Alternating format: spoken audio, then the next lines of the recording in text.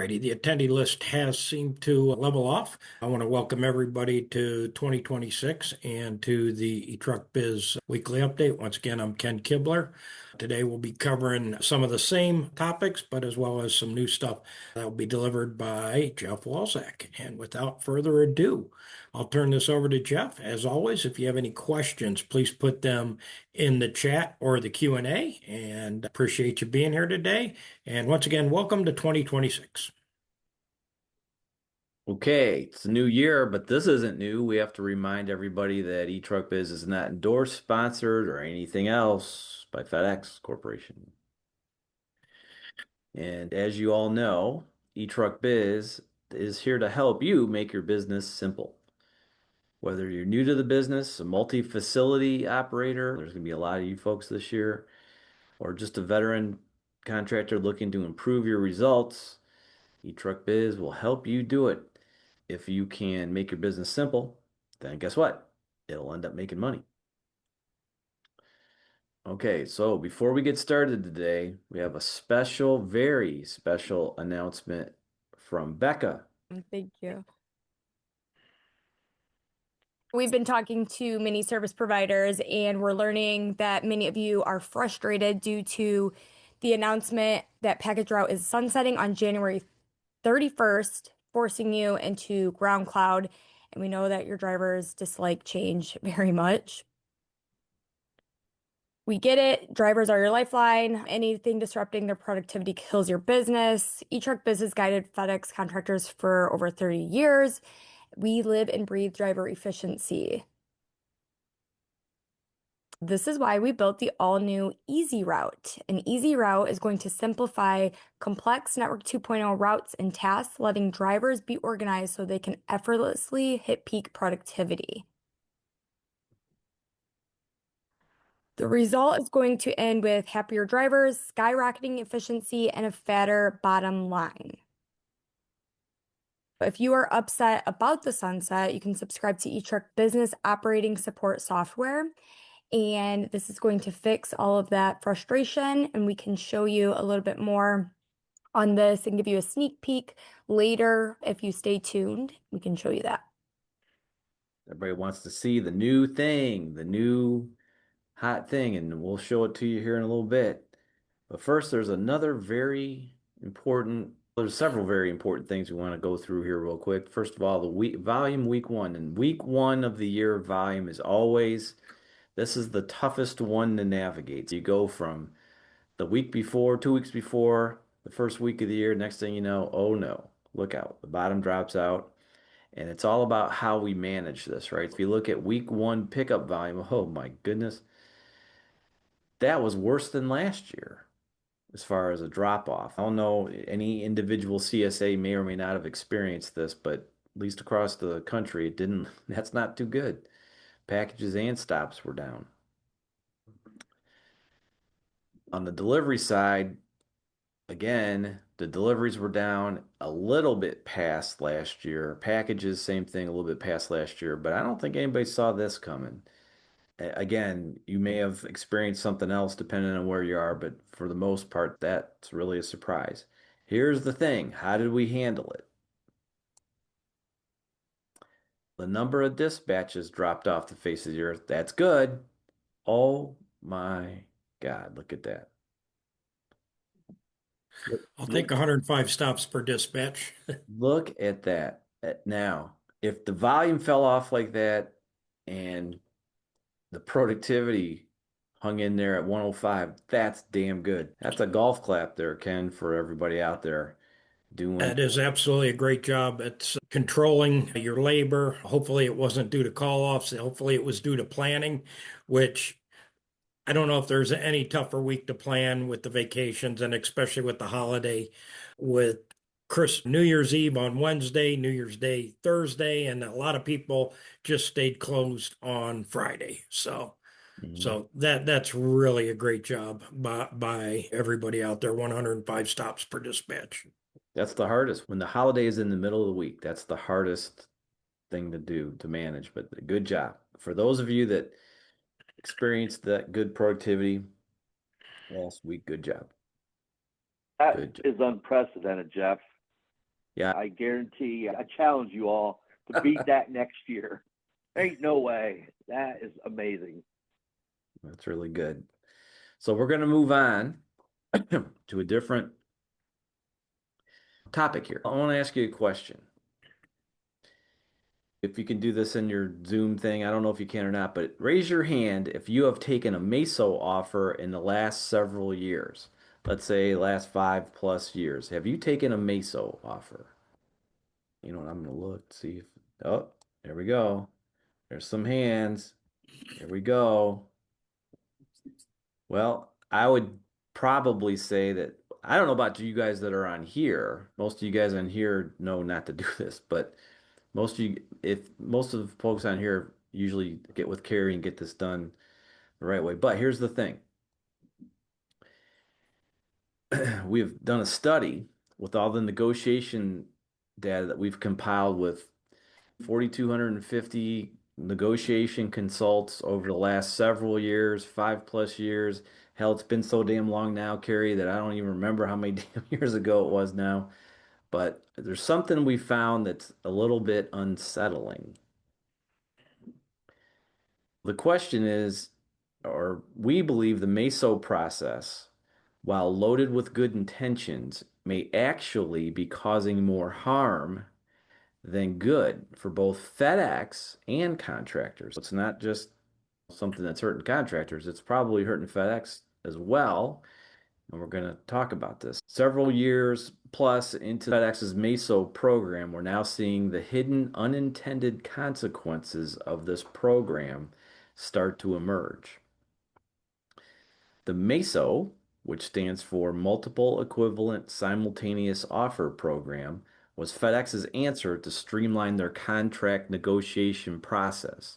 They found when they started doing the negotiations, at first it was fine, but after a while, trying to do all those negotiations, taking 30 days to do them, it was just a complete administrative nightmare. While the goal was to create more efficient negotiations, which it did, the reality is that this quietly is squeezing the margins of veteran contractors. Many of these contractors have decades of experience in this field, but are now finding their operations systematically struggling financially and possibly undervalued as a result of the MESO program. It's important to understand the hidden cost and consequences in the MESO program, which may seem convenient on the surface, but are having a real impact on the businesses and FedEx's operations. Let's figure out why. First of all, the key benefits that were promised were first a streamlined renewal process, lower admin costs, less contractor frustration, and less contractor resources needed to conduct a negotiation. If they give you 3 offers, you just pick one. That's as easy as it gets. Right. The other thing is when you have the negotiator chirping in your ear saying, you might as well pick a MESO because you're not going to get any better than what we're offering you. It's intimidating, and it draws you to picking one of those because he told you so. Right. And there's all kinds of things out there, stories, stuff like that. But then we're starting to see the long-term troubling reality here. Suppressed contractor margins as a result, an exodus of good veteran contractors, and widening the gap between costs and reality, and some terminal instability in here too. What is going on? There's something called the validation trap. The validation trap is a common pitfall where organizations accept cost models that don't reflect reality. First and last mile engineering, settlement engineering, whoever does this, somebody creates a CSA cost model based on expense assumptions from various third-party providers, right? FedEx doesn't get on the phone and call around in your particular neck of the woods and see what anything costs in your area. They just collect data from services that tell them how much it is to employ somebody, what fuel costs. There's different ways for them to try to figure out what the cost structure in your CSA possibly is. Then when they offer you the MESOs, a contractor usually accepts a MESO offer. Why? Because it's easy, because you think it doesn't matter, because somebody gave you a spreadsheet that told you how to figure out which MESO to take. Who knows? But more MESO offers are accepted than anything else, right? So, by virtue of an accepted offer, that tells FedEx. FedEx then receives confirmation that their cost assumptions to build that offer were good enough for a MESO offer to be accepted. That's Right? a scary thought, isn't it? It is. It's something that the contractors, that's at the back of their mind. They're not thinking that by choosing a MESO, they're actually hurting the data that FedEx has collected to verify or make sure that the MESOs that they're offering you are correct. And even if they are not, just the acceptance of a MESO is telling them what we're doing is fine, we're going to continue doing it. We have valued that CSA correctly.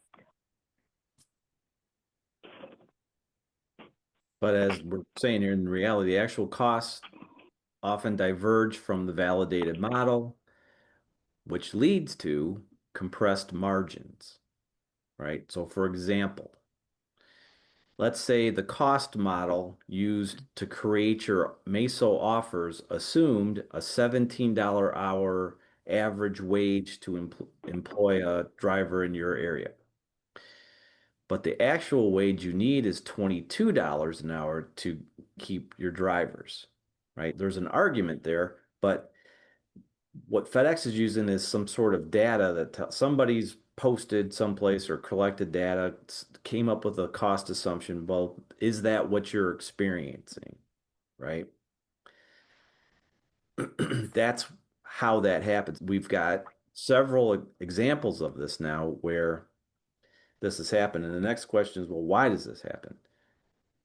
The key to avoid this trap and ensure the cost model reflects real world conditions, not just the third party estimates. But over the past 5+ years, we've seen unprecedented cost increases across all operational categories for businesses. Insurance rates for commercial vehicles have surged more than 40% since 2019.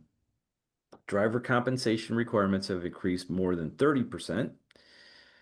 Trucks and parts, 25 to 35% increases. Fuel costs remain highly volatile, putting ongoing pressure on your operation. Maintenance labor rates have risen more than 20%. Administrative costs have steadily risen. We've seen there is a growing disconnect between third-party validated data sources and the actual expenses contractors are experiencing in their operations, right? There's a consequence of all this. As margins shrink due to the validation of inaccurate cost models, contractor profitability is compressed. To compensate, service providers start cutting corners and taking shortcuts to save money. This leads to a reliance on do-it-yourself approaches for non-revenue producing tasks, where providers try to do everything themselves, rather than focusing on the revenue generating tasks like managing what's going on in your trucks. That is it right there, folks. That's where the money's being made or lost, is what's happening in your trucks. And if you're not watching it, then guess what happens? Ultimately, this unsustainable business model stops working and the effort is no longer justified by the returns. As a result, experienced operators end up selling their businesses, or worse, maybe they're forced out of business, ultimately leaving the industry entirely. This cycle of shrinking margins, corner cutting, and veteran exodus creates an environment of unnecessary turnover that needs to be addressed. As experienced high-performing contractors leave the network, it creates a turnover ripple effect. The new and experienced operators replace the veterans. Typically, new CSPs are taught and adopt the current shoddy operating practices that are in place due to the low margins, because the bad practices are continued. New contractors encounter the same service problems as the previous contractor. They also then accept MESO offers. That's how we got here, because we accepted a MESO. This perpetuates a cycle of bad data and assumptions, leading to deteriorating margins. Now, service disruptions and high driver turnover weaken terminal stability and ultimately affect the FedEx brand. Right, Ken? Absolutely, it does. In the end, FedEx's administrative savings from the MESO program are now, it seems, being likely outweighed by the high cost of contractor turnover, service failures, and damage to the brand. Right? You want to try to keep the good contractors because they're providing service. If you inadvertently drive them out of business, MESO program, that's not good for FedEx either. It's not good for contractors, not good for FedEx. This is such a broad topic that next week we'll talk about all the ways that it's possible to break the cycle, right? And just as a little hint, you got to recognize the problem, know your numbers, challenge the assumptions. How do you do that? And then try to secure a fair value for your contracts. This time next week, we're going to talk about what can be done about this. Okay. Right. Okay. Before we move on, can I address a webinar chat that was Oh, I didn't see it. put in? Yeah, okay. The chat question or comment is, on the contractor side, it seems clear that expenses are higher due to inflationary pressures. FedEx continues to push back on this based on data from third parties. But instead of trying to examine the claims that FedEx is making, should we instead just be recognizing this for what it actually is, a concerted effort to compress contractor margins and lower costs for them? And my comment to that is, of course, FedEx is trying to, lower their own costs and increase their own margins, but they can only do that if they have successful contractors on their side. What we're doing here is we're trying to give contractors ammunition and ways that they can help FedEx understand that the third-party data that they're using does not apply to most contractors when they're giving these MESO offers to them. We're trying to give you a solution to the problem, and yes, the problem is it is not being recognized that the inflationary percentage is vastly outweighing what our increases are that FedEx is giving contractors at this time. And if the third-party data is one thing, but if the entire terminal takes MESO offers based on wherever they got the cost data, if it's a third party or who knows where they got the data, but what's happening there is that's validating that cost model, right? Right. So that's the problem. And this didn't really rear its head to begin with because this didn't happen for years, right? To begin with, they did have real cost data and seemed okay, but the more and more folks accept MESO offers, the more and more you're validating bad data. There's no reason for them to even go get any more data. If there's 20 contractors in a terminal and you've been through 10 of them already using the same cost model, do you want to update somebody's again? No, you're just assuming that it's okay for this guy, it's okay for that guy, so why isn't it okay for everybody? Right? So that's a problem. And I don't know, and I don't think anybody really saw that coming. They're not going out of their way to try to, sometimes it seems that way, but if they're using a cost model that's not up to date or it's not any good, then you could, that is them trying to put the screws on the contractor. That's ultimately what happens, is if they use bad cost data, you take a MESO based on that bad cost data, then your margins decrease, right? That's what next week's all about. Next week, we're going to talk about how can we do something about this, right? And the other thing, though, that I'd like to point out, because we have never seen this before, is FedEx is making what they're calling economic adjustments. So for the first time ever, and maybe it is because of this data that they're using, they are going to certain areas and giving increases in contracts. And what I have been able to figure out from this is it's contractors that have bulk stops. So that's for the most part what the majority of people that received these economic adjustments, that's what it had to do with. And I'm sure you all know that people with bulk stops have gotten screwed for years, to be honest with you. So that was good to see. Okay. So, we'll talk about, that's what next week's all about. So if you want to talk about, or you guys want to get some questions together and whatnot, bring them with you next week. We'll talk about what can be done about this. And we're going to talk about that, like I said, next week. But now, what we want to do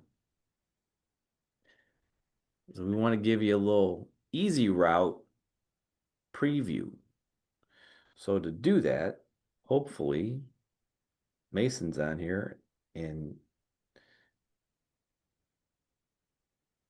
we can see her screen.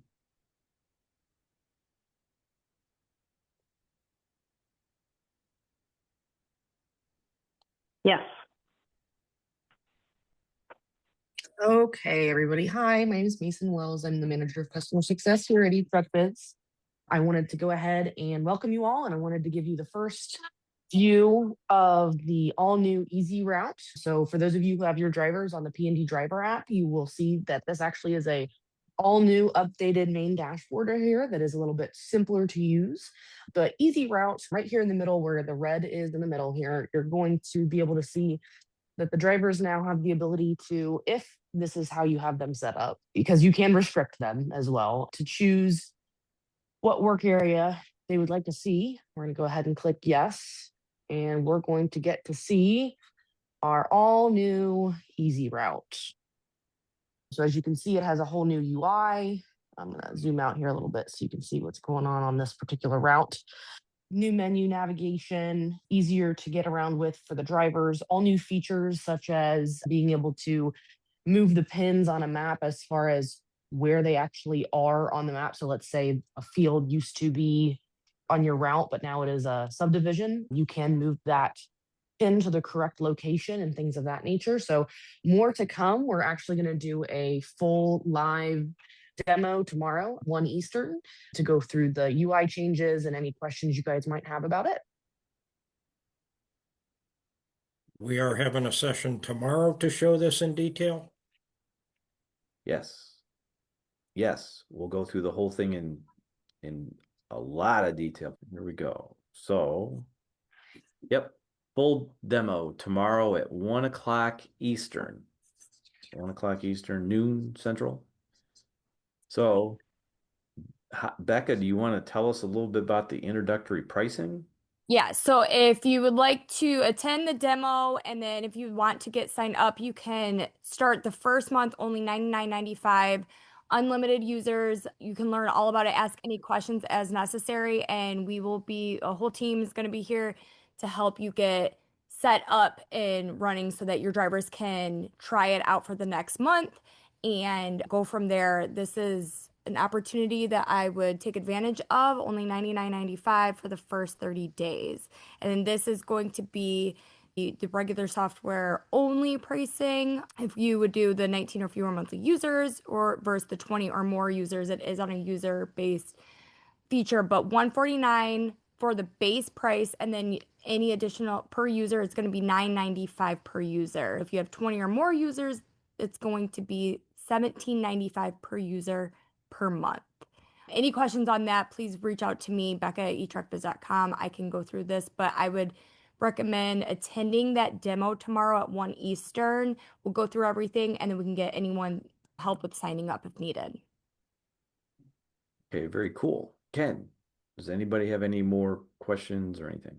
I'd ask if we'll send a reminder about the ezRoute demo tomorrow. Hopefully we can get that out.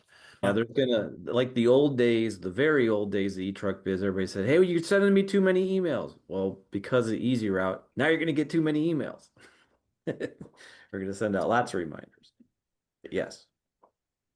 I wanted to just touch a little bit on Jeff's point on the negotiations about the labor rate, because you can figure that out and we can help you figure that out when we do help you with the negotiations. We basically show what FedEx believes that you should be paying on a per hour basis. And you'll see some of those contracts are figured at $17 and $18 per hour. And quite frankly, there's very few drivers that are going to work for $17 and $18 an hour these days. I encourage you to let us help you through that process. It's beneficial to you. It's beneficial to every other contractor out there. And then to finish up, congratulations on 105 stops per dispatch. You get to breathe a little bit easier this week. I believe the volume will stabilize. I believe the DRO will get more accurate. And you can then begin to plan. And once again, I encourage you to plan aggressively.